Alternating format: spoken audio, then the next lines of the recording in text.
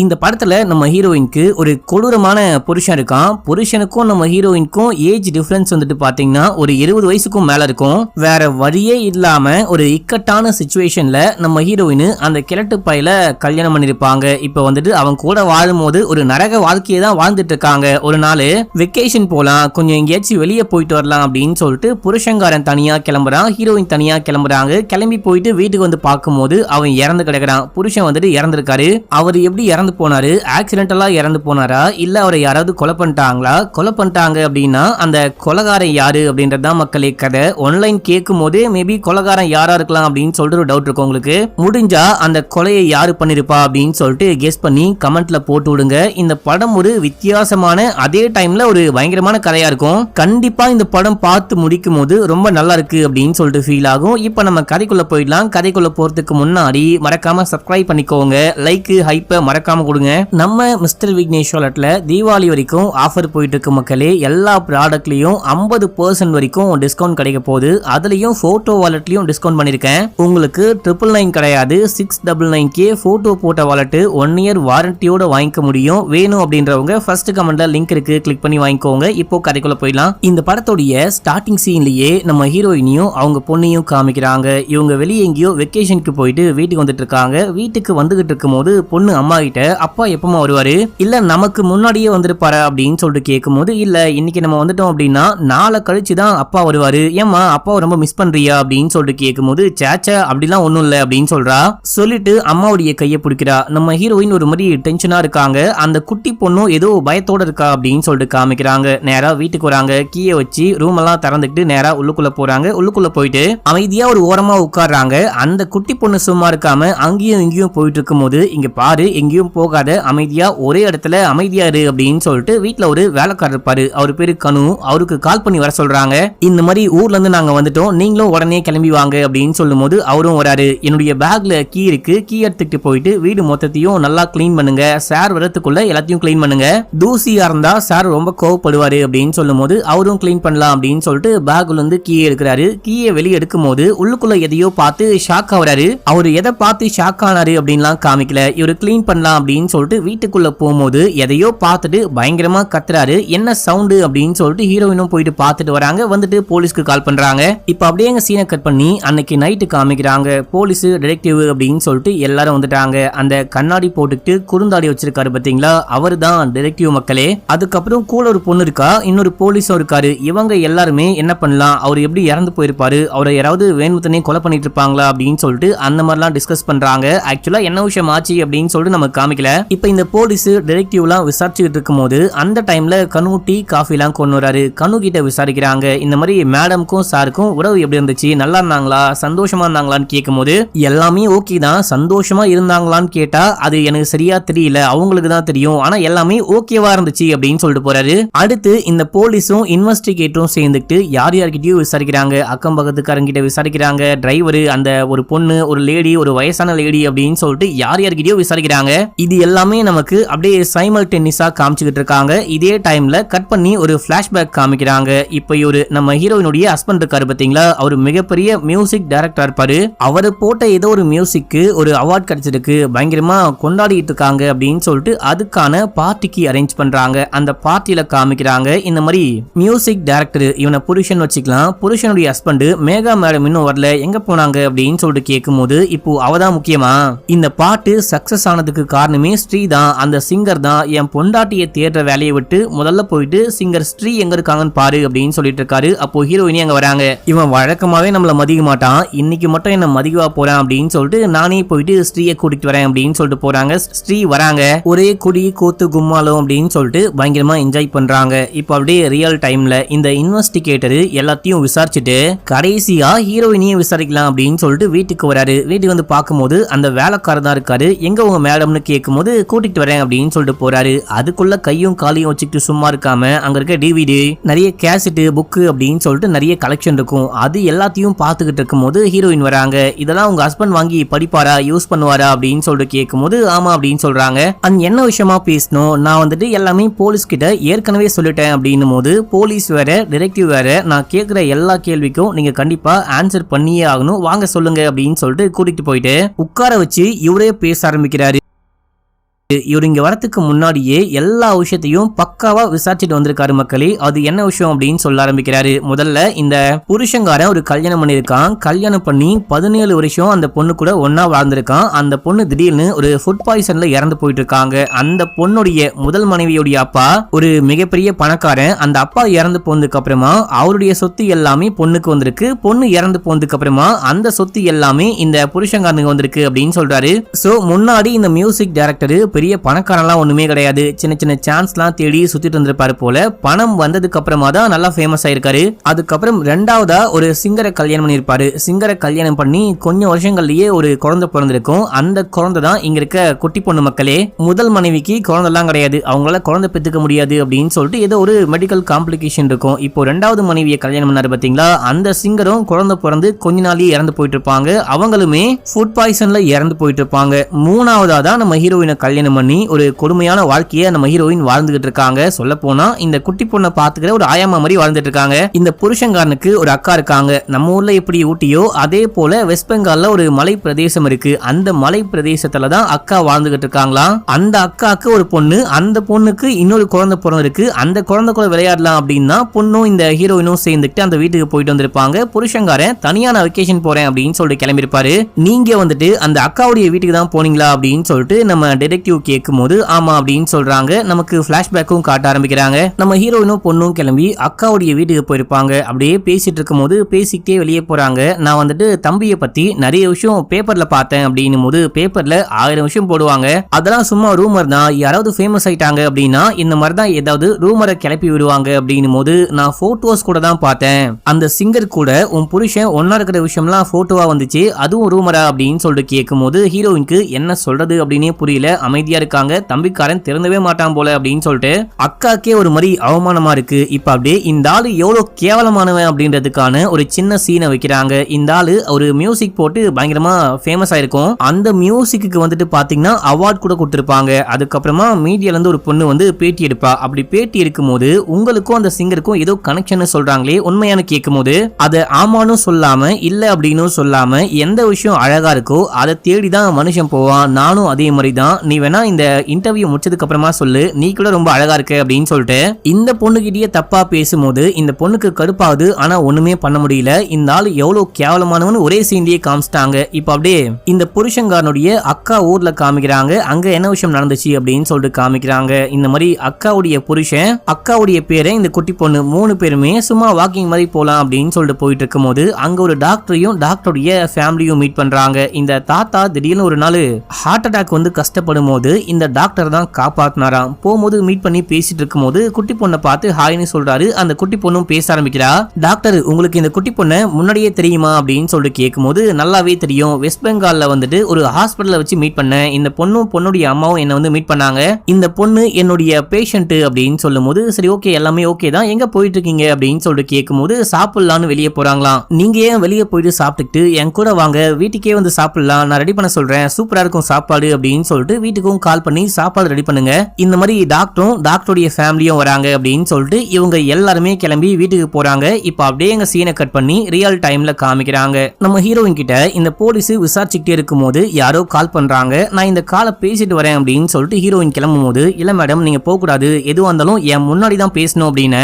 எனக்கு ஒரு காலை தனியா போயிட்டு பேசக்கூட அனுமதி கிடையாதா? எனக்கு எல்லா உரிமையும் இருக்கு, நான் கண்டிப்பா தனியா போயிட்டு பேசுவேன் அப்படின்னு போது கண்டிப்பா என்னாலையும் அலோவ் பண்ண முடியாது. நீங்க வந்துட்டு ஒரு கொலை குற்றத்துல முக்கியமான சஸ்பெக்ட், உங்களை தனியா அனுப்ப முடியாது, இங்கேயே பேசுங்க அப்படின்னும் போது யாரு கால் பண்றான்னு பார்த்தா புருஷனுடைய அக்கா கால் பண்றாங்க. நம்ம ஹீரோயின் அட்டன் பண்ணி என்ன ஏது அப்படின்னு சொல்லிட்டு கேட்கும் போது நான் வரவா அப்படின்னு சொல்லிட்டு கேக்குறாங்க. எல்லாமே உன்னால சமாளிக்க முடியுமா, ஏதாவது ப்ராப்ளம் அப்படின்னா எனக்கு கால் பண்ணு அப்படின்னு சொல்றாங்க. இதையெல்லாம் சொல்லும் போது பரவாயில்ல இப்போதைக்கு நான் மேனேஜ் பண்ணிப்பேன், வேணும் அப்படின்னா கால் பண்றேன் அப்படின்னு சொல்லிட்டு போனை கட் பண்றாங்க. இப்ப அப்படியே எங்க சீனை கட் பண்ணா மறுபடியும் வேற ஒரு பிளாஷ்பேக் காட்டுறாங்க. இந்த புருஷங்காரன் ஏதோ ஒரு பாட்டை மியூசிக் போட்டு அவார்ட்லாம் வின் பண்ணா பாத்தீங்களா, அந்த பாட்டுக்கான கம்போசிங்லாம் போயிட்டு இருக்கு, பாட்டுலாம் பாடிட்டு இருக்காங்க. வீட்லயே வந்துட்டு ரெக்கார்டிங் ஸ்டுடியோ எல்லா செட்டப்பும் வச்சிருக்காரு. இப்போ நார்மலாவே எல்லா மியூசிக் டைரக்டரும் என்ன பண்ணுவாங்க அப்படின்னா மியூசிக்கை முதல்ல ரெடி பண்றாங்க, கம்போஸ் பண்றாங்க, அதுக்கப்புறம் தான் பாட்டு பாடி அதை ஜாயின் பண்ணுவாங்க. ஆனா இந்த ஆளு அந்த மாதிரிலாம் பண்ண மாட்டாராம். பாட்டு பாடும் போதே நான் மியூசிக் போடுவேன், எல்லாமே ஆட் பண்ணுவேன் அப்படின்னு சொல்றாரு. தலைகீழா தான் குதிப்பேன் அப்படின்னு சொல்லிட்டு உட்காந்து எல்லாமே ரெடி பண்ணிட்டு ஒரு ரூம்ல வந்துட்டு பாட்டு பாடுறாங்க.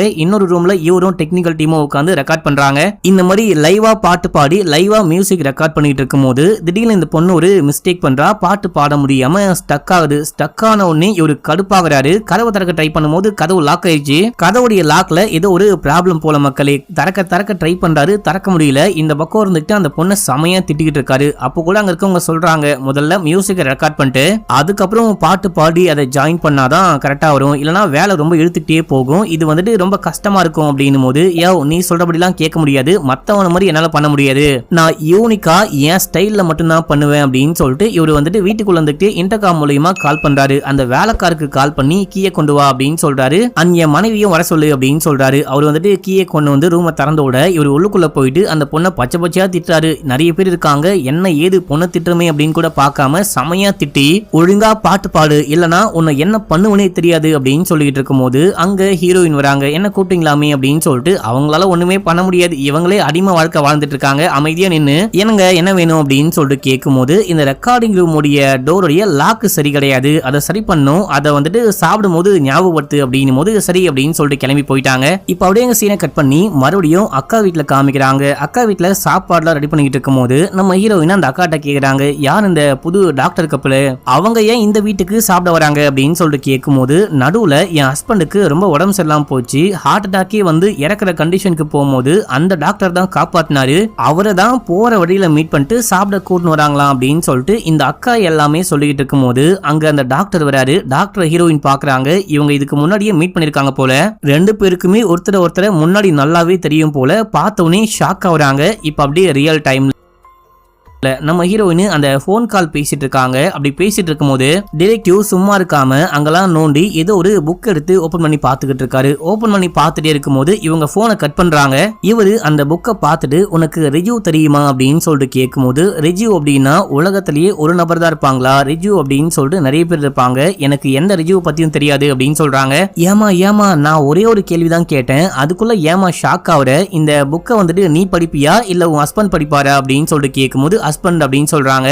இந்த புக்கை எழுதின டாக்டருடைய பேர் தான் ரிஜு, இந்த ரிஜுவை தெரியுமான்னு கேட்டேன் அப்படின்னும் போது தெரியும், நடுவுல அந்த குட்டி பொண்ணுக்கு உடம்பு சரியில்லை அப்படின்னு சொல்லிட்டு ஒரு ஹாஸ்பிட்டலுக்கு கூட்டு போனேன், அங்கதான் டாக்டர் மீட் பண்ணேன், அவரு தான் ரிஜு, நீங்க எந்த ரிஜுவை கேக்குறீங்க அப்படின்னும் போது, நீ சொன்ன இல்லையா அதே ரிஜுவை தான் நானும் கேக்குறேன் அப்படின்னு சொல்றாரு. இப்ப மறுபடியும் பிளாஷ்பேக் கண்டினியூ ஆகுது. பிளாஷ்பேக்ல சாப்பிடும் போது அந்த லாக்க மாத்தணும், அதை ஞாபகப்படுத்து அப்படின்னு சொன்னாரு பாத்தீங்களா, அதை ஹீரோயின் சொல்றாங்க. சரி ஓகே அப்படின்னா கார்பெண்டருக்கு உடனே கால் பண்ணி அந்த லாக்க வந்து சேஞ்ச் பண்ண சொல்லு, ஆனா டோர் ஆட்டோமேட்டிக்கா லாக் ஆயிக்குது, கீயை போட்டாதான் திறக்க முடியுது அப்படின்னு சொல்றாரு. நானும் கால் பண்ணி பேசினுங்க, நீங்க அந்த சவுண்டு நாய்ஸ்லாம் கேட்க கூடாது அப்படின்னு சொல்லிட்டு ஹைட்ராலிக் லாக் போட்டிருக்கீங்க இல்லையா, அதை வந்துட்டு ஒர்க் பண்ணோம் அப்படின்னா வெளியே இருந்து உள்ள இருந்து ரெண்டு பக்கம் தான் கழட்டி ஒர்க் பண்ற மாதிரி இருக்குமா, நீங்க ஸ்டூடியோவை காலி பண்ணி கொஞ்சம் ஃப்ரீயா கொடுத்தாதான் எல்லாமே ரெடி பண்ண முடியும் அப்படின்னு சொன்னாரு. நான் வர சொல்லவா அப்படின்னு சொல்லிட்டு கேட்கும் போது, இல்ல இப்போ ஒரு முக்கியமான ரெக்கார்டிங் போயிட்டு இருக்கு, அந்த ரெக்கார்டிங்லாம் முடியட்டும், நான் வந்துட்டு வருஷம் ஒரு மாசம் தனியா வெளியே போவோம் இல்லையா, நீங்க கூட அக்கா வீட்டுக்கு போறீங்களே, அந்த டைம்ல நான் வரதுக்கு 2 நாளைக்கு முன்னாடியே நீயும் குழந்தையும் வீட்டுக்கு வந்துருங்க, அந்த டைம்ல வந்து அந்த லாக்க சரி பண்ணி வைங்க அப்படின்னும் போது, எங்க இந்த வாட்டியும் நீங்க தனியா தான் போறீங்களா, எங்க கூட உங்க அக்கா வீட்டுக்கு வர போறது இல்லையா அப்படின்னு சொல்லிட்டு கேட்கும் போது, ஏன் நான் உன் கூட வரணும் உனக்கு ரொம்ப ஆசையா இருக்கா அப்படின்னு சொல்லிட்டு கேட்கும் போது, எனக்கு இல்ல குழந்தை ரொம்ப ஆசைப்படுறா அப்படின்னு சொல்லும் போது, நீ ஆசைப்படுறியா அப்படின்னு சொல்லிட்டு குழந்தைய கொஞ்சம் அதட்ட மாதிரி கேட்க, இல்ல அப்படின்னு சொல்றா. இங்க பாரு, வருஷத்துக்கு ஒரு வாட்டி நான் கிளம்பி தனியா எங்கேயாச்சும் வெளியே போயிடுவேன், கால்ஸ் மெயில் யாராலையுமே என்ன கான்டாக்டே பண்ண முடியாது, நான் கொஞ்சம் மைண்ட் ஃப்ரெஷ் ஆக்கிட்டு வந்தா மட்டும்தான் அடுத்த 11 மாசத்துக்கு என்னால நல்லா டியூன் போட முடியும், மியூசிக்லாம் போட முடியும், என்ன டிஸ்டர்ப் பண்ணாத கண்டிப்பா என்னால வர முடியாது, அது மட்டும் இல்லாம எமோஷனல என் குழந்தைகிட்ட திணிக்காத, என் குழந்தைக்கு எமோஷனல்லாம் கிடையாது, அவ எப்படி வளரணுமோ அப்படி வளரட்டும், அவளுடைய முடிவுகளை அவளே எடுத்துக்கிட்டோம், சும்மா வந்துட்டு இந்த பாசம் நேசத்தை ஊட்டி வளர்க்காத அப்படின்னு சொல்லிட்டு திட்டிக்கிட்டு இருக்காரு. இப்ப அப்படியே சீன் கட் ஆகுது. அக்கா வீட்டுல என்ன விஷயம் ஆச்சு அப்படின்னு சொல்லிட்டு காமிக்கிறாங்க. டாக்டர் வராரு, வந்து உட்காந்து சாப்பிட ஆரம்பிக்கிறாரு. எல்லாரும் சாப்பிட்டுக்கிட்டு இருக்கும்போது தாத்தா சொல்றாரு, இந்த உலகம் வந்துட்டு ரொம்ப குட்டியானது அப்படின்னு சொல்லுவாங்க, அது உண்மைதான் போல, நீங்க அந்த குட்டி பொண்ணை பெங்கால்ல மீட் பண்ணிருக்கீங்க, இங்க வரும்போதும் மீட் பண்ணிருக்கீங்க இல்லையா அப்படின்னு சொல்லிட்டு ஜாலியா ஃபன்னா பேசிட்டு இருக்க.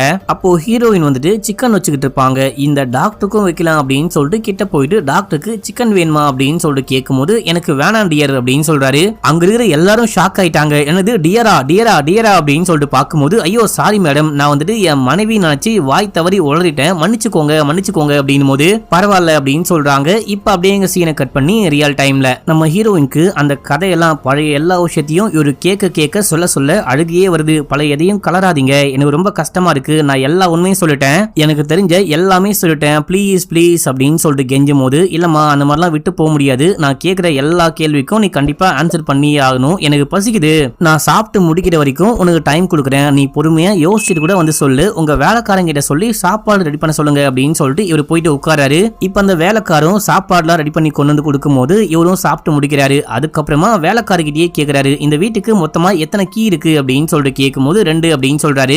ரெண்டுமே பேக்ல இருந்துச்சா அப்படின்னு சொல்லிட்டு கேட்கும் போது இல்லைங்க சார், ஒன்னு வந்துட்டு மேடமுடைய பேக்ல இருந்துச்சு, இன்னொன்னு வீட்டுக்குள்ள எங்கேயோ பார்த்தேன் அப்படின்னு சொல்றாரு. சரி ஓகே நீ போ நீ வா அப்படின்னு சொல்லிட்டு ஹீரோயினை கூப்பிட்டு நடுவுல இந்த குட்டி பொண்ணுக்கு ஏதோ உடம்பு சரியில்லை, அதுக்கப்புறமா தான் டாக்டர் மீட் பண்ண அப்படின்னு சொன்னீங்களே, குட்டி பொண்ணுக்கு என்ன பிரச்சனை அப்படின்னு சொல்லிட்டு கேட்கும் போது இவங்க சொல்ல ஆரம்பிக்கிறாங்க, நமக்கு கதையை காமிக்கிறாங்க. இந்த குட்டி பொண்ணு ரொம்ப சந்தோஷமானாலோ இல்ல சேட் ஆனாலோ ஹார்ட்ல ஏதோ ஒரு ப்ராப்ளம் இருக்கு போல மக்களே, அதனால இந்த பொண்ணு பாதிக்கப்பட்டுருவா. இப்ப இந்த பொண்ணு நான் அத்தை வீட்டுக்கு போறேன், வெக்கேஷனுக்கு அத்தை வீட்டுக்கு போயிட்டு சந்தோஷமா இருப்பேன், அப்பா கூட இருக்க மாட்டாரு அப்படின்னு சொல்லிட்டு ரொம்ப சந்தோஷமாயிட்டு அதனால ஹார்ட்ல ப்ராப்ளம் வந்துட்டு இருக்கு. அதுக்கப்புறமா தான் ஹீரோயின் எதர்ச்சியா இந்த ஹாஸ்பிட்டலுக்கு கொண்டு வந்து இந்த பொண்ணை சேர்த்திருப்பாங்க, டாக்டர் மீட் பண்ணிருப்பாங்க போல, அதெல்லாம் நமக்கு சரியா காமிக்க மாட்டாங்க. இப்ப இந்த குட்டி பொண்ணு ஹீரோயின் கிட்ட கெஞ்சிக்கிட்டு இருக்கா, நான் வந்துட்டு இந்த மாதிரி உடம்பு சரியில்லாம போயிட்டேன் அப்படின்னு சொல்லிட்டு வெக்கேஷன் ட்ரிப்பை கேன்சல் பண்றாதீங்க ப்ளீஸ் ப்ளீஸ் அப்படின்னும் போது அப்படிலாம் பண்ண மாட்டேன் அப்படின்னு சொல்லிட்டு கிளம்புறாங்க. அந்த அப்பா கிட்டயும் சொல்லாதீங்க, அப்பாவை நான் மீட் பண்ண வேணாம் அப்படின்னும் போது இல்ல கண்ணா அப்பா வரேன்னு சொல்லிட்டாரு, என்னால ஒன்னும் பண்ண முடியல மன்னிச்சுக்கோ அப்படின்னு சொல்லிட்டு கீழே போறாங்க. அதுக்கப்புறம் புருஷங்கார வரான், அவன் மேல போயிட்டு குழந்தைய பார்த்துட்டு வந்துட்டு ஏன்டி இந்த மாதிரி பண்ணிட்டு இருக்க, உனக்கு தான் எல்லாமே தெரியும் இல்லையா, என் பொண்ணுக்கு வந்துட்டு சந்தோஷமானாலும் ஓவரா சேட் ஆனாலும் இந்த மாதிரி ப்ராப்ளம் வரும் அப்படின்னு சொல்லிட்டு நீ எதுக்கு தேவையில்லாம இந்த மாதிரி சீன் கிரியேட் பண்ணிட்டு இருக்க அப்படின்னு சொல்லிட்டு கேட்க இவங்களுக்கு சம கோவமா வருது. அந்த கோவத்தை எப்படி வெளியே காமிக்கிறது அப்படின்னே தெரியாம ஸ்மைல் பண்றாங்க, நானா சீனை கிரியேட் பண்றேன் அப்படின்னு சொல்லிட்டு கேட்க இந்த ஆளுக்கு கடுப்பாயிட்டு தம் அடிச்சிட்டு இருப்பான். அந்த தம் அப்படியே கையிலேயே சூடு வச்சுட்டு ஓவரா பண்ணாத அப்படின்னு சொல்லிட்டு அங்கிருந்து கிளம்பிட்டான். இப்ப அப்படியே எங்க சீனை கட் பண்ணி இவங்க வெக்கேஷன் போகும்போது என்ன விஷயமாச்சு அப்படின்னு சொல்லிட்டு காமிக்கிறாங்க. நம்ம ஹீரோயின் ஒரு மாதிரி சோகமா இருக்காங்க. அங்க ஒரு ஆறு இருக்கும், அந்த ஆத்துக்கு பக்கமா தனியா வந்து நம்ம ஹீரோயின் நல்லாவே பாட்டு பாடுவாங்க. ரொம்ப அழகா பாட்டு பாடிட்டு இருக்கும் போது அங்க டாக்டர் வராரு, உன்னுடைய பாட்டு சவுண்ட கேட்டு எவ்வளவு வருஷம் ஆகுது அப்படின்னு சொல்லிட்டு, ரொம்ப அழகா பாட்டு பாடுற, நான் இந்த பக்கம் சன்ரைஸ பார்க்கலாம் அப்படின்னு சொல்லிட்டு வந்தேன், அப்படியே உன்னையும் பார்த்தேன் அப்படின்னு சொல்லும் போது சொல்லிட்டு எப்படி இருக்க அப்படின்னு சொல்லிட்டு கேக்குறாரு. பார்த்தா எப்படி தெரியுது, ரொம்ப ரொம்ப சந்தோஷமா இருக்கிறேன் அப்படின்னு சொல்லிட்டு இலக்காரமா சொல்ல, இங்க பாரு 7 வருஷத்துக்கு முன்னாடி திடீர்னு என்ன விட்டு போயிட்ட, ஏன் போன எதுக்கு போன, அதுக்கப்புறம் என்ன விஷயம் ஆச்சு அப்படின்னு சொல்லிட்டு ஒண்ணுமே தெரியல, நீ எதுக்காக சம்பந்தமே இல்லாம என்ன விட்டு போன அப்படின்னு சொல்லிட்டு இது வரைக்கும் எனக்கு புரியவே இல்லை, ஏன் இந்த மாதிரி பண்ண அப்படின்னு சொல்லிட்டு கேட்கும் போது இப்போ 7 வருஷத்துக்கு முன்னாடி என்ன விஷயம் ஆச்சுன்னு காட்டுறாங்க. இந்த டாக்டரும் நம்ம ஹீரோயினும் லவ் பண்ணிட்டு இருக்காங்க. எங்கேயோ வெளியே போயிட்டு வந்துகிட்டு இருக்கும் போது அந்த டைம்ல யாரோ கால் பண்றாங்க, ஐயோ அப்படியா அப்பாக்கு என்ன விஷயம் ஆச்சு அப்படின்னு சொல்லிட்டு கேட்டு பரபரப்பா நான் உடனே கிளம்புறேன் அப்படின்னு சொல்லிட்டு அங்க இருந்து கிளம்புறாங்க. அப்படிதான் கடைசியா ஹீரோயின் கிளம்பிருப்பாங்க. அதுக்கப்புறம் ஹீரோயினுக்கு என்ன விஷயம் ஆச்சு அப்படின்னு டாக்டருக்கு தெரியாது. இப்போ அந்த டிடெக்டிவ் விசாரிக்கிற விஷயத்த காமிக்கிறாங்க. இந்த புக்கை யாரு வாங்கி வச்சா அப்படின்னு சொல்லிட்டு கேட்கும் போது புருஷன் அப்படின்னு சொல்றாங்க. டாக்டர் அந்த ஹாஸ்பிட்டலுக்கு அந்த குட்டி பொண்ணை யாரு கூட்டு போனான்னு கேட்கும் போது புருஷன் அப்படின்னு சொல்றாங்க. உங்க புருஷனுக்கு வந்துட்டு நீங்களும் அந்த டாக்டரும் எக்ஸ் முன்னாடி லவ் பண்ணீங்க அப்படின்ற விஷயம்லாம் தெரியுமான்னு கேட்கும் போது அமைதியா இருக்காங்க. சரிமா இப்ப வந்துட்டு உன் புருஷனுக்கு அந்த பொண்ணை பெருசா பிடிக்காது, ஒரு பயங்கரமான அக்கறை அப்படின்லாம் சொல்ல முடியாது, ஏதோ பெத்துட்டோம் வளர்த்துட்டோம் அப்படின்னு சொல்லிட்டு வளர்த்துக்கிட்டு இருக்காரு. அவரு வந்துட்டு பயங்கரமா அக்கறைப்பட்டு அந்த குட்டி பொண்ணுடைய இதயத்துல ஒரு பிரச்சனை இருக்கு பாத்தீங்களா, அந்த இதயத்தை சம்பந்தப்பட்டு தான் அந்த புக் இருக்கும். அந்த புக் அவர் எதுக்காக வாங்க போறாரு அண்ட் வந்துட்டு கண்டுக்கவே மாட்டாரு அப்படின்னும் போது ஏன் வாங்க போறாரு, பொய் சொல்றீங்களா உண்மையை சொல்றீங்களான்னு கேட்கும் போது ஆமா இல்ல அப்படின்னு சொல்லாம அமைதியா இருக்காங்க. இங்க பாருமா நான் கேட்கிற கேள்விக்கெல்லாம் நீ பேசாம அமைதியா இருந்த அப்படின்னா எஸ் இல்ல நோன் எப்படி எடுத்துக்க, நோனே எடுத்துக்கிறேன், அந்த ஆள் எக்ஸ் அப்படின்ற விஷயம் உன் புருஷனுக்கு தெரியாது அப்படின்னு சொல்லிட்டு எடுத்துக்கிறேன், அண்ட் வந்துட்டு புக்கையும் உன் புருஷன் வாங்கலன்னு எடுத்துக்கிறேன் அப்படின்னு சொல்லிட்டு சரி ஓகே மலை பிரதேசத்துல என்ன விஷயமாச்சு கதையை கண்டினியூ பண்ணு அப்படின்னு சொல்லிட்டு கேட்கும் போது இவங்க அப்படியே கண்டினியூ பண்றாங்க. இப்போ டாக்டர் ஹீரோயின் கிட்ட கேக்குறாரு, ஏன் இந்த மாதிரி பண்ண, 7 வருஷமா உனக்கு என்ன ஆச்சு ஏதாச்சுன்னு தெரியாம நீ ஏன் என்னை விட்டு போன அப்படின்னே தெரியாம ஒரு மாதிரி மண்டலாம் குழம்பு போச்சு, திடீர்னு கேள்விப்பட்டேன் நீ ஏதோ ஒரு ஆளை கல்யாணம் பண்ணிட்ட, அதுவும் அந்த ஆளுக்கு உன்னை விட 20 வயசு ரொம்ப அதிகம் அப்படின்னு சொல்லிட்டு கேள்விப்பட்டேன், ஏன் இந்த மாதிரி பண்ண ஏன் இந்த மாதிரி பண்ண அப்படின்னு சொல்லிட்டு கேட்டு கையை பிடிக்கிறாரு. கையை பிடிச்சா கையில அந்த சிகரெட்டால சூடு வச்சான் பாத்தீங்களா, அந்த காயத்தை பாக்குறாரு. பார்த்துட்டு ஏமா எப்படிமா இந்த இந்த காயாச்சு அப்படின்னு சொல்லிட்டு கேட்கும்போது இந்த 7 வருஷ வாழ்க்கையில இதெல்லாம் ஒரு பெரிய காயமே இல்ல அப்படின்னு சொல்லும் போது அப்படியா, அப்படின்னா நீ வாழ்க்கையில சந்தோஷமாவே இல்லையா அப்படின்னு சொல்லிட்டு கேட்கும்போது இப்போ ரியல் டைம்ல ஏமா நீ வந்துட்டு அந்த ஹில் ஸ்டேஷனுக்கு போற அதே டைம்ல உன் எக்ஸான டாக்டரும் வரான், இது என்ன பக்கா பிளானா அப்படின்னு சொல்லிட்டு கேட்கும்போது சாச்சா அந்த மாதிரிலாம் ஒண்ணுமே இல்ல, இது ஒரு கோ இன்சிடென்ட் தான் அப்படின்னு சொல்லும் போது சரி ஓகே நீ கதையை கண்டினியூ பண்ணு நானும் நம்புறேன் அப்படின்னு சொல்றாரு. அதாவது நம்புறேன்னு கலாய்கிறாரு. இப்போ நம்ம ஹீரோயின் கதையை மறுபடியும் கண்டினியூ பண்றாங்க. அந்த டாக்டர் கேட்ட கேள்விக்கு இப்பதான் ஆன்சர் பண்றாங்க. நம்ம ஹீரோயின் அவசர அவசரமா வீட்டுக்கு போறாங்க. வீட்டுக்கு போயிட்டு பார்த்தா டாக்டர் இருக்காரு. உங்க அப்பாக்கு ஹார்ட் அட்டாக்மா, எத்தனையோ வாட்டி சொல்லியாச்சு இந்த மாதிரி டென்ஷன் ஆகாதீங்க, ஓவரா ஸ்ட்ரெஸ் ஆகாதீங்க அப்படின்னு சொல்லிட்டு கேட்காம ஏதோ பயங்கரமா ஸ்ட்ரெஸ் ஆயிட்டாரு போல.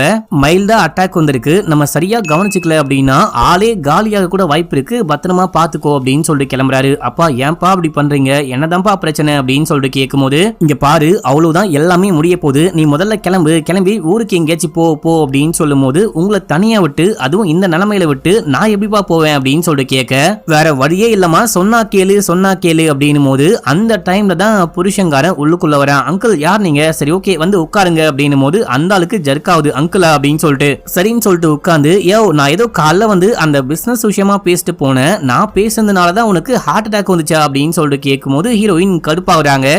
அப்பாக்கு ஹார்ட் அட்டாக் வர நீ தான் காரணமா அப்படின்னு சொல்லிட்டு கேட்கும்போது இங்க பாருமா பெரியவங்க பேசிக்கிட்டு இருக்கும் போது குறுக்கால வராத, சரி ஓகே இருந்தாலும் சொல்றேன் அப்படின்னு சொல்லிட்டு அதாவது இவருடைய முதல் மாமனாரு உங்களுக்கு புரியணும் மறுபடியும் சொல்றேன் பாருங்க, இவருக்கு மொத்தமா 3 பொண்டாட்டி, ஹீரோயின் 3வது பொண்டாட்டி. முதல் பொண்டாட்டியோடைய அப்பா தான் பயங்கர பணக்காரு, அவரு இறந்து போயிட்டு பொண்ணுக்கு சொத்து வந்திருக்கும், பொண்ணு இறந்து போயிட்டு இவருக்கு சொத்து வந்திருக்கும். இப்ப அந்த மாமனாரும் ஹீரோயினுடைய அப்பாவும் ஒன்னா சேர்ந்து ஏதோ பிசினஸ் பண்ணிருப்பாங்க. அந்த பிசினஸ்ல 10 கோடி லாஸ் ஆயிருக்கும். அந்த 10 கோடியை தான் இப்ப வேணும் அப்படின்னு சொல்லிட்டு கேட்டு வந்திருக்காரு இந்த புருஷங்காரன். பைத்தியம் முடிச்ச வெட்டிக்கிளி, உனக்கு என்ன பைத்தியமா புடிச்சு போயிருக்கு, பிசினஸ்ல லாஸ்னா லாஸ் தான், அதை எப்படி என்னால ஈடுகட்ட முடியும், எனக்கும் லாஸ் அந்த ஆளுக்கும் லாஸ், அந்த ஆள் போயே சேர்ந்துட்டான், இப்போ திடீர்னு வந்து எனக்கு அந்த காசு வேணும் அப்படின்னா எப்படி கொடுக்க முடியும் அப்படின்னு சொல்லிட்டு கேட்கும்போது கொடுக்க முடியாது அப்படின்னு சொன்னா நான் கோர்ட்டுக்கு போவேன், கோர்ட்டுக்கு போயிட்டு உன்னால் தான் அந்த காசுலாம் வேஸ்டா போச்சு, நீ தான் லாஸுக்கு காரணம் அப்படின்னு சொல்லிட்டு கேஸ் போடுவேன், கேஸ் முடிகிற வரைக்கும் உன்னை கைது பண்ணி உள்ளுக்குள்ள போட்டுருவாங்க, குறைஞ்சது ஒரு 5-6 வருஷம் ஆச்சு ஜெயிலுக்குள்ள இருக்கணும், நீ இருக்கிற கண்டிஷனுக்கு ஒரு 5-6 மாசம் கூட ஜெயில தள்ள மாட்டேன், இறந்து போயிடுவ அப்படின்னு சொல்லும் போது அப்பாக்கு என்ன பண்றது அப்படின்னே புரியல. 2 பேரும் பயப்படுறாங்க. அப்பா சொல்றாரு இந்த வீட்டை வேணா உன் பேருக்கு மாத்தி எழுதுறேன், இந்த வீட்டை தவிர என்கிட்ட அசட்னு ஒண்ணுமே இல்ல அப்படின்னு சொல்லும் போது இதை வச்சுட்டு நான் என்ன பண்ண போறேன், சும்மா சாதாரணமா சின்ன வீடா இருக்கு, இதெல்லாம் 10 கோடிக்கு போவாது, வீட்டுக்கு பதிலா நான் உனக்கு இன்னொரு ஆப்ஷன் கொடுக்குறேன், வீட்டையும் நீயும் வச்சுக்கோ, அந்த காசையும் கட்ட தேவையில்ல, அதுக்கு பதிலா இந்த பொண்ணை நான் கல்யாணம் பண்ணிக்கிறேன் அப்படின்னு சொல்லும் போது அப்பாக்கு வெறியாவது, டேய் உனக்கு என்ன வயசு, என் பொண்ணுக்கு என்ன வயசு, என்னையா பிளான் பண்ற அப்படின்னு சொல்லிட்டு கேட்டு சமையா கோவப்பட்டு கத்தும் போது அதுக்கப்புறம் உன்னுடைய விருப்பம் என்னால ஒண்ணுமே பண்ண முடியாது, நான் கோர்ட்டுக்கு போயிட்டு பாத்துக்கிறேன் அப்படின்னு சொல்லிட்டு அங்க இருந்து கிளம்புறாரு. அதுக்கப்புறமா தான் ஹீரோயின் வேற வழி இல்லாம இந்த ஆளை கல்யாணம் பண்ணிக்கிட்டாங்க போல. இந்த எல்லா விஷயத்தையும் அந்த டாக்டர் கிட்ட சொல்லிட்டு வந்துட்டு இருக்கும் ஏமா அந்த மாதிரி பண்ண, நீ வந்துட்டு என்கிட்ட உதவி கேட்டிருந்தா நான் கண்டிப்பா பண்ணிருப்பேன் அப்படின்னும் போது நீ சரியா படிச்சு கூட முடிக்கல, உனக்குன்னு ஒரு வாழ்க்கை இருக்கு, உன்னால எப்படி 10 கோடி ரெடி பண்ண முடியும், நான் வந்துட்டு வேற வழியே இல்லாம தான் அந்த ஆளை கல்யாணம் பண்ணிக்கிட்டேன், கல்யாணம் பண்ணிக்கிட்டும் அவ்வளவு சந்தோஷமான வாழல அப்படின்னு சொல்றாங்க. கல்யாணத்துக்கு அப்புறமா நம்ம ஹீரோயின் அப்பாவை பார்க்க போறேன், அப்பாக்கு உடம்பு சரியில்லை அப்படின்லாம் சொல்லிட்டு கேட்கும் போது அதெல்லாம் போக கூடாது அப்படின்னு சொல்றாரு. அப்பாவை பார்க்க விடவே மாட்டாரு, இவ்வளோ ஏன் வீட்டை விட்டு வெளியே போக கூட அலோவ் பண்ண மாட்டாரு. ஒரு கட்டத்துல அப்பா இறந்தே போறாரு, டெத்துக்கு மட்டும் போயிட்டு அடக்கம்லாம் பண்ணிட்டு எரிச்சிட்டு அதுக்கப்புறம் அந்த இறுதி சடங்கெல்லாம் பண்ணிட்டு வராங்க. இவ்வளோ கொடுமைகளை அனுபவிச்சியா அப்படின்னு சொல்லிட்டு டாக்டர் கேட்டுக்கிட்டே வரான். அப்படியே நடந்து இந்த டாக்டர் எங்க ஸ்டே பண்ணிருக்காரோ அந்த காட்டேஜ் கிட்ட வந்துட்டாங்க.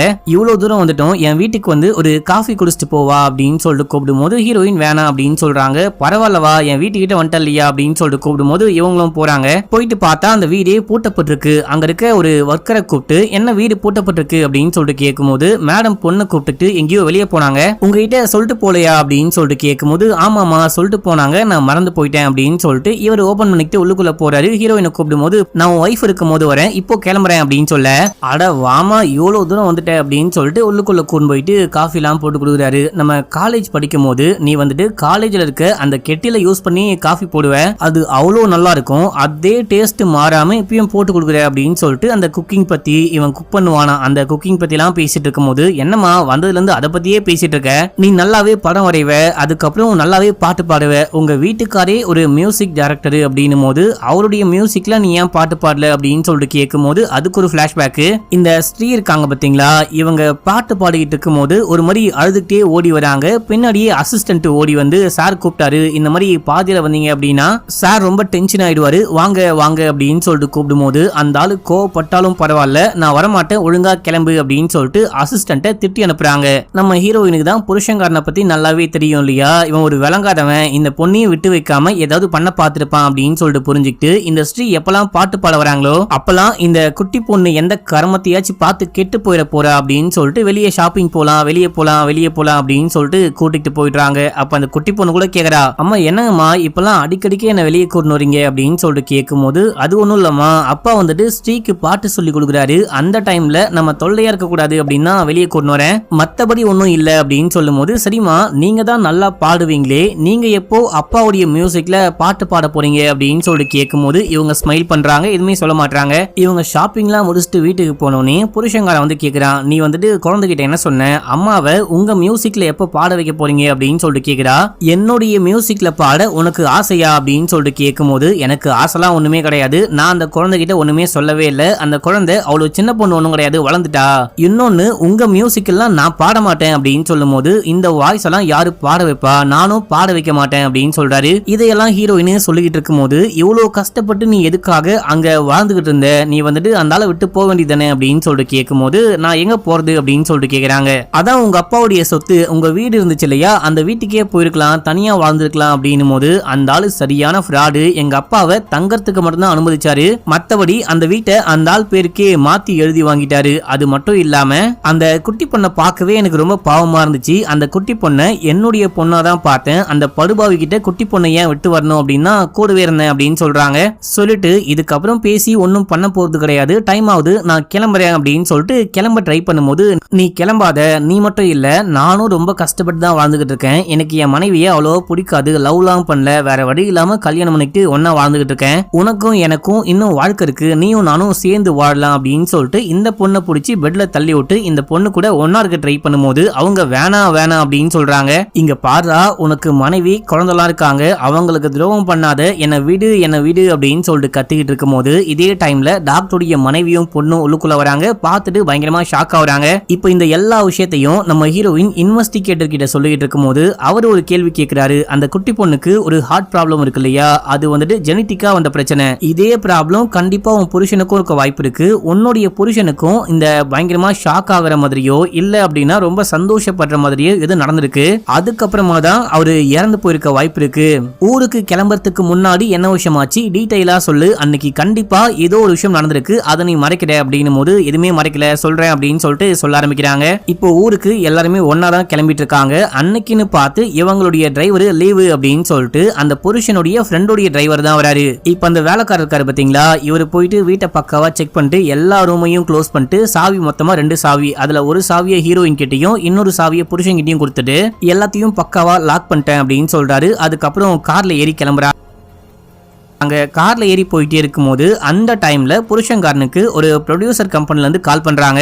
ஏதோ ஒரு படத்துக்காக இந்த ஆளு ஒர்க் பண்ணிட்டு இருக்காரு போல, சார் டியூன் ரெடியா அப்படின்னு சொல்லிட்டு கேட்கும்போது, அதான் நேத்தியே கொடுத்தனே அப்படின்னும் போது, அது மட்டும் பத்தாது, ஷூட்டிங்கே ஸ்டார்ட் பண்ணியாச்சு, நீங்க பேலன்ஸும் கொடுத்தாதான் கரெக்டா இருக்கும், இல்லனா டைரக்டர் என்ன கொன்னே போட்டுருவாரு அப்படின்னும் போது, யோ இந்த டைம்ல சொன்னா எப்படி, நான் ஃபிளைட்டை பிடிக்க போயிட்டு இருக்கேன், ஆல்ரெடி கொடுத்ததை மட்டும் வச்சு என்ன பண்ண முடியுமோ பண்ணிக்கோங்க, 1 மாசத்துக்கு என்னால ஒர்க் பண்ண முடியாது அப்படின்னு சொல்லிட்டு கடுப்பாயிட்டு போனை கட் பண்ணிட்டாரு. அதுக்கப்புறம் என்னதான் இருந்தாலும் காசை வாங்கிட்டோம், இதுக்கப்புறம் நம்மளால ஒண்ணுமே பண்ண முடியாது, நம்மள வந்துட்டு வேலைகளே விட்டு தூக்கிட போறானுங்க அப்படின்னு சொல்லிட்டு வண்டியை திருப்பு அப்படின்னு சொல்லிட்டு வீட்டுக்கு போறாரு. இவர் இறங்கி போகும்போது ஹீரோயின் கூப்பிடுறாங்க, இந்த மாதிரி ட்ரெயினுக்கு டைம் ஆயிடுச்சு என்ன பண்ண போறீங்க அப்படின்னு சொல்லிட்டு கேட்கும்போது, கொஞ்சம் மட்டும் வெயிட் பண்ணு, இப்போ ஒரு அரை மணி நேரத்துல வந்துடுறேன் அப்படின்னு சொல்லிட்டு உள்ளுக்குள்ள போறாரு. இவங்க வெயிட் பண்ணி பாக்குறாங்க. அந்த டைம்ல புருஷன்காரன் கார்லயே போனை மிஸ் பண்ணிட்டு போயிருப்பான். போன் ரிங் அடிச்சிட்டே இருக்கு. இன்னாங்க மேடம் போனு அப்படின்னு சொல்லிட்டு டிரைவர் கொடுக்கும் போது ஸ்ரீ அந்த சிங்கர் தான் கால் பண்றாங்க.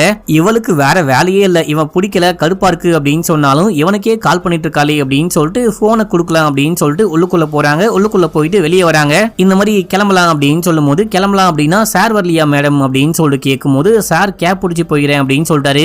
நமக்கு ட்ரெயினுக்கு டைம் ஆயிடுச்சு போ சொல்லிட்டாரு, கிளம்பலாம் அப்படின்னும் போது, ஆனா சாருடைய பேக்லாம் பின்னாடி டிக்கில இருக்கு அப்படின்னு சொல்லும் போது, நானே கொண்டு போய் வெஸ்ட் வரேன் அப்படின்னு சொல்லிட்டு உள்ளுக்குள்ள போயிட்டு வெஸ்ட் வராங்க. அதுக்கப்புறம் கிளம்பி போயிட்டு இருப்பாங்க. இந்த விஷயம் தான் ஆச்சு, வேற ஒண்ணுமே நடக்கவே இல்லை அப்படின்னு சொல்லும் போது, பொய் சொல்லாத, நான் கேட்டது நீ உள்ளுக்குள்ள போனதுக்கு அப்புறமா என்ன விஷயம் ஆச்சு அப்படின்னு தான் கேட்டேன். இப்ப நீ சொன்னது எல்லாமே ஏற்கனவே வேலைக்காரன் அதுக்கப்புறம் டிரைவர்லாம் சொல்லிட்டாங்க. உள்ளுக்குள்ள போயிட்டு என்ன விஷயம் ஆச்சு அப்படின்றது உனக்கு மட்டும்தான் தெரியும், அந்த விஷயத்த சொல்லு அப்படின்னு சொல்லிட்டு கேட்கும்போது சரின்னு சொல்லிட்டு சொல்ல ஆரம்பிக்கிறாங்க. நம்ம ஹீரோயின் போனோட உள்ளுக்குள்ள போறாங்க. அந்த ஆள் உள்ள உட்காந்து மியூசிக்லாம் போட்டுக்கிட்டு இருக்காரு. எங்க போன் வருது அப்படின்னு சொல்லும் போது, அதை அந்த வைஃபைக்கு பக்கத்துல வச்சுட்டு வைஃபையை ஆன் பண்ணி விடு அப்படின்னு சொல்றாரு. இந்த ஸ்டூடியோ இருக்கு பாத்தீங்களா, ஸ்டூடியோக்குள்ள இருந்து யாராவது கத்துனாங்க அப்படின்னா கூட வெளியே கேட்காது, வெளியே இருக்கிற சவுண்டும் உள்ளுக்குள்ள கேட்காது. அதே போல ஸ்டூடியோக்குள்ள அந்த நெட்வொர்க்கும் கிடைக்காது மக்களே. இப்ப நம்ம ஹீரோயின் கிட்ட நீ வைஃபை ஆன் பண்ணிட்டு கிளம்பு, நான் வர லேட் ஆகும் அப்படின்னு சொல்றாரு. இவங்களும் போறாங்க, வைஃபை ஆன் பண்ணி விடுறாங்க. அந்த வைஃபைக்கு பக்கத்திலேயே போனை வச்சுட்டு நான் கிளம்பி வந்துட்டேன் அப்படின்னு சொல்றாங்க. கரெக்ட், நீ சொல்றது எல்லாமே உண்மைதான். 8:10க்கு வைஃபை ஆஃப் ஆயிருக்கு. வைஃபை ஆஃப் பண்ணிட்டு வீட்டெல்லாம் க்ளோஸ் பண்ணிட்டு அதுக்கப்புறம் நீங்க கிளம்பி போயிருக்கீங்க. அதுக்கப்புறம் புருஷனுக்கு யாரோ கால் பண்ணிருக்காங்க. சோ அதுக்கப்புறமா தான் நீ சொன்ன மாதிரி வீட்டுக்கு வந்து அவரு டியூன் போட ஆரம்பிச்சிருக்காரு. நீ வைஃபை ஆன் பண்ணிட்டு போனதுக்கு அப்புறமா மறுபடியும் வைஃபை கனெக்ஷன் கட் ஆயிருக்கு. இது மட்டும் இல்லாம அந்த கட் ஆகிற சமயத்துக்கு முன்னாடி ஸ்ரீக்கு உங்க ஹஸ்பண்டோடைய போன்ல இருந்து கால் போயிருக்கு. வைஃபை எதுக்காக மறுபடியும் கட் ஆச்சு அப்படின்னு சொல்லிட்டு கேட்கும்போது, அது எப்படி எனக்கு தெரியும், நான் ஆன் பண்ணி விட்டு போன் அங்க வச்சுட்டு கிளம்பி போயிட்டேன் அப்படின்னு சொல்றாங்க. நீ சொல்றது எல்லாமே உண்மை அப்படின்னா அந்த ரூம்குள்ள ஸ்டூடியோக்குள்ளேயே மாட்டிக்கிட்டு உன் புருஷன் எப்படி இறந்து போவாரு, ஒரு மாசம் இறந்து போயிட்டு அப்படியே டெட் பாடியா அழுகி போயிட்டு எப்படி கிடப்பாரு அப்படின்னு சொல்லிட்டு கேட்கும் போதுதான் இப்போ நமக்கே காமிக்கிறாங்க புருஷன் தான் உள்ளுக்குள்ளேயே மாட்டிக்கிட்டு இறந்து போயிட்டான் அப்படின்னு சொல்லிட்டு. சார் நீங்க சொல்ற மாதிரி யோசிச்சு பார்த்தா என் புருஷன் போன் பேசணும், ஸ்ரீ கிட்ட கால் பண்ணி பேசணும் அப்படின்னு சொல்லிட்டு வெளியே வந்திருப்பாரு. வெளியே வந்து போன் பேசி முடிச்சுட்டு உள்ளுக்குள்ள போகும்போது கால் தடுக்கி அந்த டோருடைய ஸ்டாப்பர் விலகி அந்த டோர் ஆட்டோமேட்டிக்கா க்ளோஸ் ஆயிடும். அந்த லாக் வந்துட்டு சரியில்லை அப்படின்னு சொல்லிட்டு ஏற்கனவே நான் உங்ககிட்ட சொன்னேன். அந்த ஸ்டாப்பர் ஓபன் ஆயிட்டு டோர் லாக் ஆனதுக்கு அப்புறமா என் புருஷன் உள்ளுக்குள்ளேயே மாட்டிக்கிட்டு ஒரு மாசம் உள்ளுக்குள்ளேயே மாட்டினதுனால ரொம்ப கஷ்டப்பட்டு இறந்து போயிருக்க வாய்ப்பு இருக்கு அப்படின்னு சொல்லும் போது, ஆனா நீ வெளியே வரும்போது லைட் எல்லாம் ஆஃப் பண்ணிட்டு வெளியே வந்த அப்படின்னு சொல்லிட்டு டிரைவர் சொல்றாரு. உள்ளுக்குள்ள உன் புருஷன் நல்லா இருக்கான் அப்படின்னா நீ எதுக்காக லைட் எல்லாம் ஆஃப் பண்ணிட்டு வந்த அப்படின்னு சொல்லிட்டு கேட்க டிரைவர் சரியா பாத்துருக்க மாட்டாரு அப்படின்னு சொல்றாங்க. அப்படின்னா ஓகே. ஸ்ரீ சொல்றாங்க கரெக்டா 8:25 மணிக்கு உன் புருஷனுடைய போன்ல இருந்து கால் வந்துச்சு, ஆனா உன் புருஷன் பேசவே இல்ல, உன் புருஷன் கத்துற மாதிரி லைட்டா சவுண்ட் கிடைச்சு அப்படின்னு சொன்னாங்க. அதுக்கப்புறம் போன் வந்துட்டு ஃபிளைட் மோடுக்கு போயிட்டு இருக்கு, இது எப்படி சாத்தியம் அப்படின்னு சொல்லிட்டு கேட்கும்போது, அது எனக்கு தெரியல சார் அப்படின்னு சொல்றாங்க. சரி அங்க என்ன விஷயம் ஆயிருக்கும் அப்படின்னு சொல்லிட்டு உன்னுடைய பாயிண்ட் ஆஃப் வியூ சொன்ன இல்லையா, இப்போ என்னுடைய பாயிண்ட் ஆஃப் வியூல என்ன விஷயம் ஆயிருக்குன்னு சொல்றேன் பாரு அப்படின்னு சொல்ல ஆரம்பிக்கிறாரு. ஸ்ரீ கால் பண்ணும்போது மொபைல் எடுத்துட்டு உள்ளுக்குள்ள போறீங்க, எங்க டைம் ஆயிடுச்சு, ட்ரெயினுக்கு டைம் ஆயிடுச்சு வாங்க போலாம் அப்படின்னு சொல்லிட்டு கூப்பிடும் போது அவரு கடுப்பாயிட்டு உங்களை அடிக்க பாயிறாரு. அடிக்கவே செஞ்சிட்டாரு. அந்த கடுப்புல நீங்க வெளியே போயிட்டு டோரை லாக் பண்ணிட்டீங்க. டோரை லாக் பண்ணிட்டு லைட் எல்லாம் ஆஃப் பண்ணிட்டு அங்கிருந்து கிளம்பி போயிட்டீங்க. கிளம்பி போறதுக்கு முன்னாடி எதுக்காகவோ ஸ்ரீக்கு கால் பண்ணி இந்த விஷயத்தை கேட்க வச்சுட்டு போயிருக்கீங்க.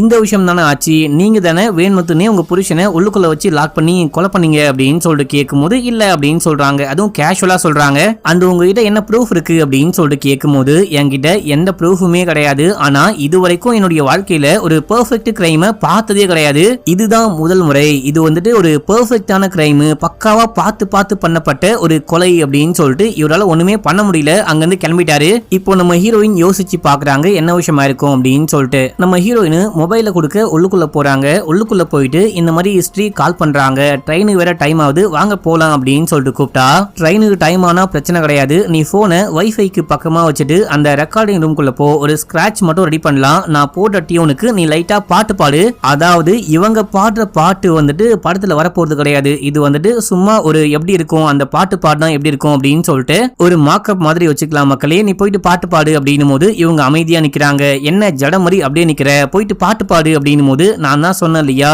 உங்க மியூசிக்ல என்னால பாட்டு பாட முடியாது, நான் பாட்டு பாட மாட்டேன் அப்படின்னு சொல்லும் போது இவரு கோவப்படுறாரு. கத்திட்டு அடிக்க பாய வரும்போது இவங்க பயந்துட்டு பின்னாடி போவாங்க. அப்போ கால் பட்டு அந்த ஸ்டாப்பர் ஓபன் ஆயிட்டு கதவு ஆட்டோமேட்டிக்கா க்ளோஸ் ஆகுது. இவர் உள்ளுக்குள்ள இருந்து பயங்கரமா கத்துறாரு, ஒழுங்கா தர, ஒழுங்கா கதவை தர அப்படின்னு சொல்லிட்டு கத்திக்கிட்டு இருக்காரு. இவங்களுக்கா ஒரே பயமா இருக்கு, கதவை திறந்தாங்க அப்படின்னா அடிச்சு கொண்டுவாரு, கதவை திறக்காம விட்டாங்க அப்படின்னா கண்டிப்பா மனுஷன் உள்ளுக்குள்ள மாட்டி இறந்தே போயிடுவாரு. என்ன பண்ணலாம்னு யோசிக்கிறாங்க. அப்பதான் அந்த ஸ்ரீ கால் பண்ணிருப்பாங்க. ஸ்ரீக்கு மறுபடியும் இவங்களே கால் பண்றாங்க. கால் பண்ணி அவரு கத்திக்கிட்டு இருக்காரு பாத்தீங்களா, அந்த சவுண்ட் லைட்டா தான் வெளியே கேட்கும். நான் ஏற்கனவே சொன்ன மாதிரி சவுண்ட் ப்ரூஃப்லாம் பண்ணிருப்பாங்க. அந்த சவுண்ட் கேட்கிற மாதிரி பண்ணிட்டு போனை கட் பண்ணிட்டு லைட்டு அதுக்கப்புறம் வைஃபை எல்லாம் ஆஃப் பண்ணிட்டு அங்கிருந்து கிளம்பிட்டாங்க. அந்த பொண்ணு எப்படியாச்சும் வந்து காப்பாத்துவா அப்படின்னு சொல்லிட்டு பார்த்தா அந்த பொண்ணும் காப்பாத்தவே கிடையாது. அந்த பொண்ணுக்கு ஒண்ணுமே தெரியாது இல்லையா, அந்த பொண்ணையும் குறை சொல்ல முடியாது. இந்த விஷயம் தான் இருக்கும் அப்படின்னு சொல்லிட்டு யோசிச்சு பார்த்து அன்னைக்கு நைட்டு முழுக்க விடியற வரைக்கும் அப்படியே மொட்டை மாடலே நிக்கிறாங்க. வேலைக்காரர் வராரு. இந்த மாதிரி சாருடைய சாவியும் கொடுக்காம மறந்து நானே கையோட கொண்டு போயிட்டேன், அந்த கீயை தான் நீங்க பேக்குள்ள பாத்தீங்க அப்படின்னு சொல்றாங்க. அதாவது ஸ்டார்டிங் சீன்ல கீயை பார்த்து ஷாக் ஆயிருப்பாரு இல்லையா, பேக்குள்ள எதையோ பார்த்து ஷாக் ஆயிருப்பாரு. என்ன விஷயம் அப்படின்னா 2 கீயுமே பேக்குள்ள இருந்திருக்கும். நீங்க எதுவும் தப்பா நினைச்சுக்காதீங்க அப்படின்னு போது, இல்ல மேடம் நடந்தது எல்லாமே நன்மைக்கு தான், நான் போலீஸ் கிட்ட எதுவுமே சொல்லவே இல்ல, கீ வந்துட்டு வீட்டுக்குள்ள எங்கேயோ இருந்துச்சு அப்படின்னு சொல்லிட்டேன், நீங்க கவலைப்படாதீங்க அப்படின்னு சொல்லிட்டு அங்க இருந்து கிளம்ப இதே டைம்ல அந்த குட்டி பொண்ணு வரா. குட்டி பொண்ணு வந்தவனே ஹக் பண்ணிட்டு பயங்கரமா அழுகுறாங்க. இப்பதான் இவங்களுக்கு ஹப்பாடா அப்படின்னு இருக்கு. நம்ம ஹீரோயின் வேணுமுத்துனே கொலை பண்ணல, காப்பாத்தணும் அப்படின்னா காப்பாத்திருக்கலாம், காப்பாத்தினாங்க அப்படின்னா இன்னும் ஒரு நரக வாழ்க்கையை வாழ்ந்துட்டு இருக்கணும். அப்படியும் இல்ல அப்படின்னா அடிச்சே அந்தாலும் அன்னைக்கே கொலை பண்ணிருப்பாரு. எப்படியோ நம்ம மாட்டாம இருக்குமா அப்படின்னு சொல்லிட்டு சந்தோஷப்படுறாங்க. இப்பதான் இவங்களுக்கு லைட்டா நிம்மதியாவே இருக்கு அப்படின்னு சொல்லிட்டு காமிச்சு இந்த படத்தோடைய ஸ்டோரியும் முடிக்கிறாங்க. என்ன மக்களே, நான் ஸ்டார்டிங்ல சொன்ன மாதிரியே இந்த கிளைமேக்ஸை கெஸ் பண்ணீங்களா அப்படின்னு சொல்லிட்டு மறக்காம கமெண்ட்ல போட்டு விடுங்க. இன்னமும் சப்ஸ்கிரைப் பண்ணாம பாக்குறீங்க அப்படின்னா பண்ணிக்கோங்க. லைக் ஹைப்பையும் மறக்காம கொடுத்து விடுங்க மக்களே. பாய்.